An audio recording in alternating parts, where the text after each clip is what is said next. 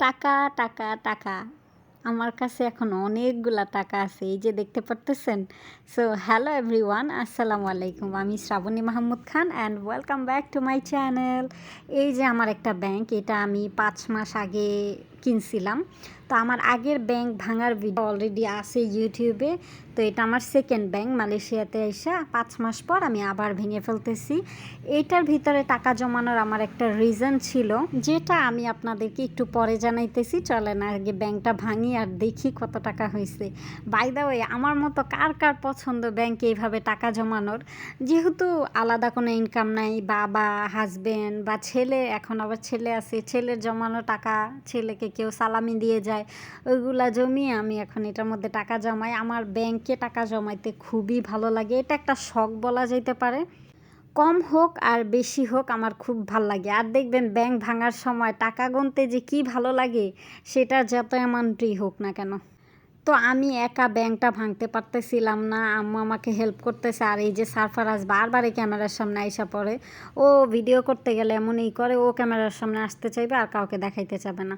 তো আমাদের সবগুলা টাকা বের করা হয়ে গেছে অ্যান্ড আমরা এখন গোনাগুনি করতেছি। আসলে এই ব্যাংকটা এত জলদি ভাঙার আমার কোনো ইচ্ছাই ছিল না, কিন্তু ব্যাংকের দিকে তাকাইতেছিলাম সেদিন বারবারে, আর মনে হইতেছিল যে ব্যাংক ভাঙি, যদি দরকার হয় আমি আবার আরেকটা ব্যাংক কিনে নেব। বাই দ্য ওয়ে, এটা ভাঙার পর আমি সেদিন বিকেলবেলায় আরেকটা ব্যাংক কিনে নিয়ে আসছি। এরপরের থেকে আমি যা যা জমাবো ওইটাই জমাবো। আর এখানে আব্বু এসা দেখতেছিল আমি টাকা গুনতেছি, সবার অনেক এক্সাইটমেন্ট। অ্যান্ড আব্বু যখনই দেখছে ভিডিও হইতেছে আমারে বলতেছিল যে আমাকে কিন্তু ভিডিওতে রাখবা না, ভিডিও ডিলিট করে দিবা। আমি তো সান্ত্বনা পুরস্কার দিয়ে বলছি আচ্ছা ঠিক আছে আমি ডিলিট করে দিব। তো এটার মধ্যে 1, 5, 10, 20, 50, 100 সব ধরনের রিঙ্গিত ছিল।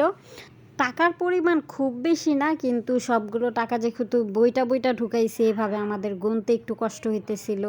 আমার ছেলে যে একটু পর পর এখান থেকে টাকা সরাইতেছিল, আমি এটা এই যে এখন এডিট করার সময় দেখতে পারলাম, আগে দেখিনি।